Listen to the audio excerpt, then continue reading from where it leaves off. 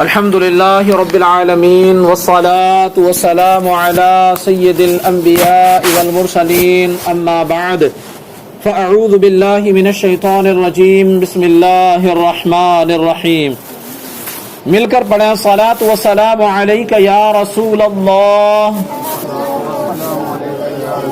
وعلى آلك وأصحابك يا حبيب الله صلاة وسلام عليك يا نبي الله وعلى آلك وأصحابك يا نور الله. فرمان مصطفیٰ صلی اللہ علیہ وسلم جو مجھ پر ایک بار درود پاک پڑھتا ہے اللہ پاک اس کے لیے ایک قیرات اجر لکھتا ہے اور قیرات احد پہاڑ جتنا ہے. صلو علی الحبیب صلی اللہ علی محمد صلی اللہ علیہ وسلم. پیارے پیارے اسلامی بھائیوں، ہم نماز کے تعلق سے درس سن رہے ہیں اور نماز کے تعلق سے بے شمار قرآنی آیات اور احادیث مبارکہ ہیں جو کہ نماز کے تعلق سے دلالت کرتی ہیں کہ نماز مومن پر کتنی ضروری ہے. ایک مقام پر میرا تمہارا ساری کائنات کا رب اللہ رب العالمین ارشاد فرماتا ہے وَاسْتَعِينُوا بِالصَّبْرِ وَالصَّلَاةِ وَإِنَّهَا لَكَبِيرَةٌ إِلَّا عَلَى الْخَاشِعِينَ.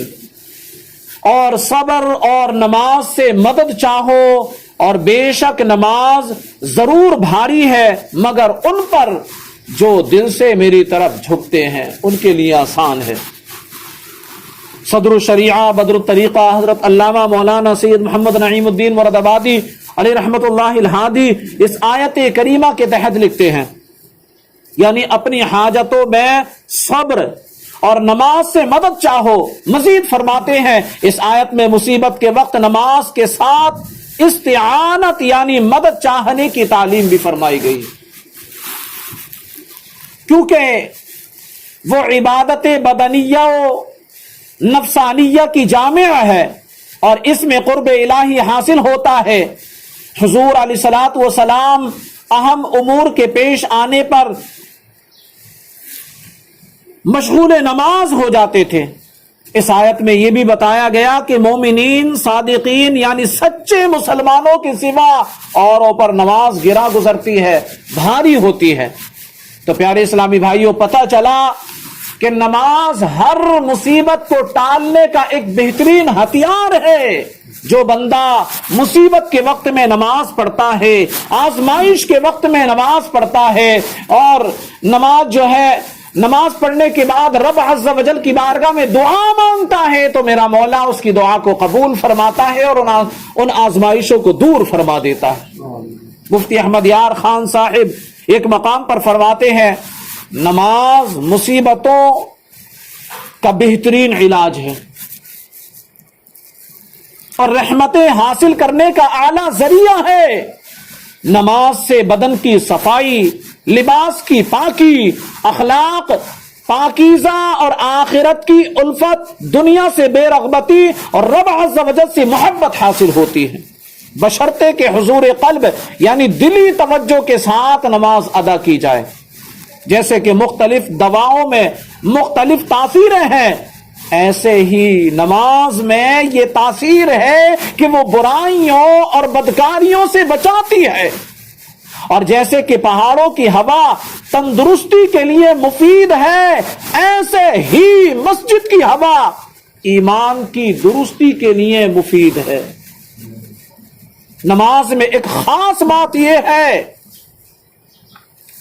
کہ یہ انسان کے دھیان کو ہٹا دیتی ہے، یعنی دنیا سے ایک دم غافل کر کے رب کائنات کی محبت کی طرف متوجہ کرتی ہے، جس سے انسان دنیاوی غم بھول جاتا ہے اور فارغ ہو کر ایسا مسرور یعنی خوش ہوتا ہے کہ پھر قلب میں مصیبت کا زیادہ احساس نہیں رہتا اس کے. جی ہاں، آپ تاریخ اٹھا کر دیکھو، یہ ہیں مصر کی عورتیں جنہوں نے حسن یوسف میں گم ہو کر انگلیاں کاٹ لی. جب حضرت یوسف علیہ السلام کو اچانک ان کے سامنے لایا گیا تو اب وہ پھل کاٹنے کی بجائے انگلیاں کاٹ رہی ہیں اور انگلیاں کٹ رہی ہیں، لیکن ان کو اس کا درد نہیں ہو رہا، درد کا احساس نہیں ہو رہا. بجائے ہائے وائے کرنے کے یہ کہتی ہیں ما ھذا بشرا ان ھذا الا ملک کریم. یہ تو جنس بشر سے نہیں، یہ تو کوئی معزز فرشتہ ہے. رحمت کے شامیاں میں خوشبو کے ساتھ ساتھ ٹھنڈی ہوا چلائے گی. اے بھائیو نماز، رب کی قسم اگر نزع کی حالت میں جمال مصطفیٰ نصیب ہو جائے تو اس وقت بھی کوئی تکلیف محسوس نہ ہو، بلکہ کیفیت یہ ہوگی کہ جان تو نکل رہی ہوگی اور زبان پر جاری ہوگا اے میرے پیارے آقا، اے میرے مولا، اے میرے پیارے آقا صلی اللہ علیہ وسلم، آپ کی شکل و صورت پر قربان، تمہارے بال کے قربان، تمہاری چال کے قربان، تمہارے تبسم کے قربان. سکرات میں گر روئے محمد پہ نظر ہو، سکرات میں گر روئے محمد پہ نظر ہو، ہر موت کا جھٹکا بھی مجھے پھر تو مزہ دے، ہر موت کا جھٹکا بھی پھر تو مجھے مزہ دے. تو پیارے اسلامی بھائیوں، پتہ چلا کہ بے شک نماز مومن کے لیے سکون کا ذریعہ ہے. نماز مومن کے ایمان کو ثابت کرتی ہے. جو خشوع اور خضوع کے ساتھ نماز پڑھتے ہیں، میرا مولا نماز کی برکت سے ان کے کاموں کو بنا دیتا ہے.